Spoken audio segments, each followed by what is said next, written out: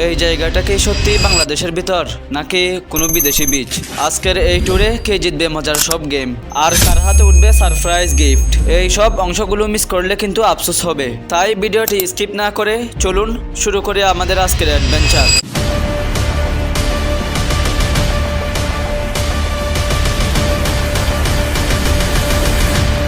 আসসালামু আলাইকুম everyone, it's me Kawsar. Welcome to my another blog.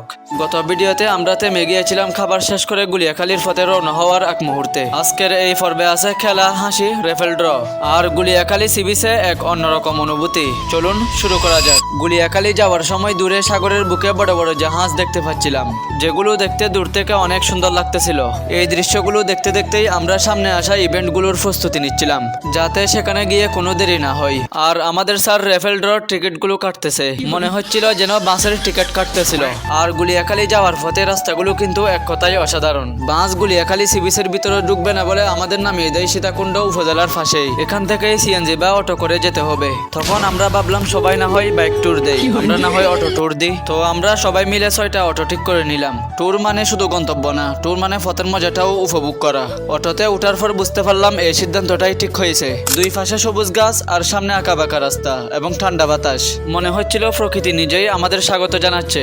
এই সুন্দর রাস্তা উপভোগ করতে করতে আমরা এগিয়ে চললাম। অটো থেকে নামার পর বুঝলাম এখনো আমাদের গন্তব্যে আসেনি। গুলিয়াখালী সি বিচে যেতে আরো কিছু পথ হেঁটে যেতে হবে। আমরা যে জিনিসগুলো ইভেন্টের জন্য এনেছিলাম, চেয়ার আর প্রয়োজনীয় সবকিছু, এই সব জিনিসগুলো সবাই নিজ হাতে নিয়ে হাঁটা শুরু করলাম। এই হাঁটার মধ্যেও একটা আলাদা আনন্দ ছিল, কারণ সবাই একসাথে হাসি ঠাট্টা করতে করতে বিচের দিকে এগিয়ে যাচ্ছিলাম। কারো মুখে হাসি, কারো মুখে গল্প।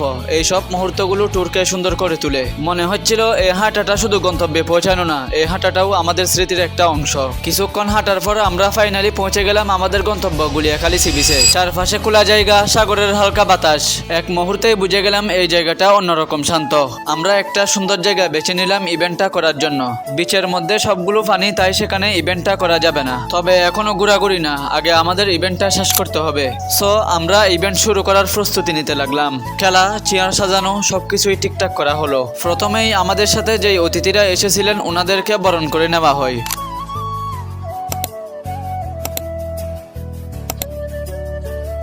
তো বন্ধুরা, আমরা এখন ইভেন্টের প্রথম খেলাটার প্রস্তুতি নিচ্ছি।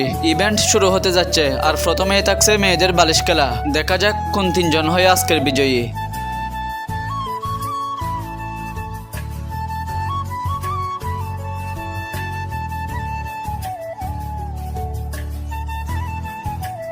সবাই একে একে চলে গেছে, এখন বাকি আছে আর 3জন। কে হবে ফার্স্ট, সেকেন্ড এন্ড থার্ড? চলুন দেখা যাক।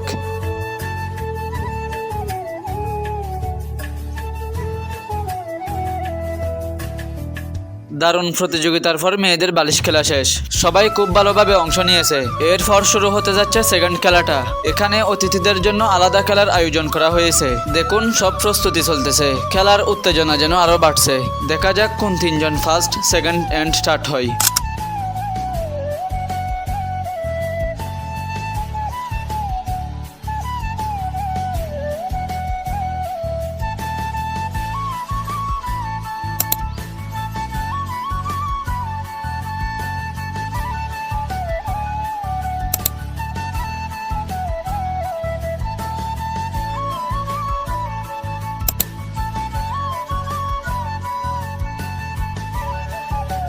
অতিথিদের খেলাটা খুব আনন্দের সাথে শেষ হয়েছে আর সবাই এই খেলাটাই অংশও নিয়েছে।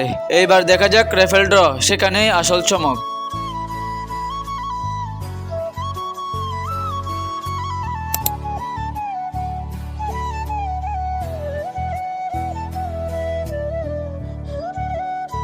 রেফেল ড্র খেলা শেষ, সবাই মজা করছে, বিজয়ীরাও খুশি। আর আমরা এগোই শেষ খেলা বেলুন খেলার দিকে। এইবার আসল মজা শুরু, সবাই প্রস্তুত। দেখা যাক বেলুন খেলায় কে ফার্স্ট, সেকেন্ড, থার্ড হয়।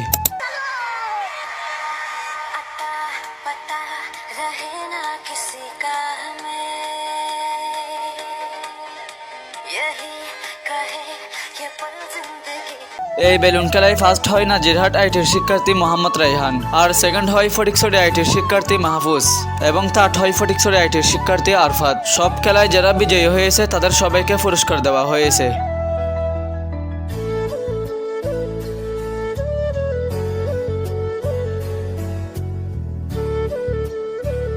এখানে একটা স্পেশাল পুরস্কার জিতে নেন নাজিরহাট আইটি শিক্ষার্থী মাহিদুল ইসলাম মুরাদ। পুরো ইভেন্টটা শেষ করে এখন আমাদের ঘোরাঘুরির সময়। চলুন গুলিয়াখালী সি বিচটা দেখে আসা যাক।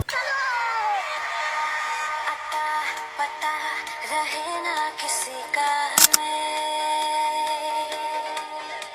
यही कहे ये पल जिंदगी का हमें। এখানে আমি কিছু ছবি তুলে নিই। এই মুহূর্তগুলো ক্যামেরায় না ধরলে পরে হয়তো বিশ্বাসও হবে না কতটা সুন্দর ছিল আজকের দিনটা।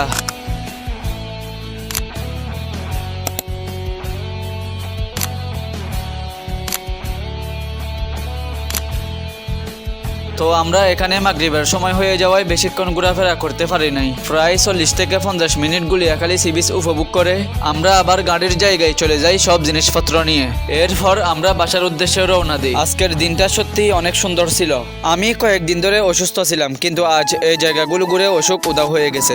এই দিনটা হয়তো অনেকেই আগামী বছর পাবে না, কিন্তু স্মৃতিগুলো থেকে যাবে। তো আজকের ভিডিও এতটুকুই। যারা ভিডিওটি ইউটিউব থেকে দেখতেছেন তারা অবশ্যই চ্যানেলটি সাবস্ক্রাইব করে দিবেন, আর ফেসবুক থেকে দেখে থাকলে লাইক এবং ফলো করে দিবেন। সবাই ভালো থাকবেন, সুস্থ থাকবেন। দেখা হবে অন্য কোনো ভিডিওতে। আল্লাহ হাফেজ।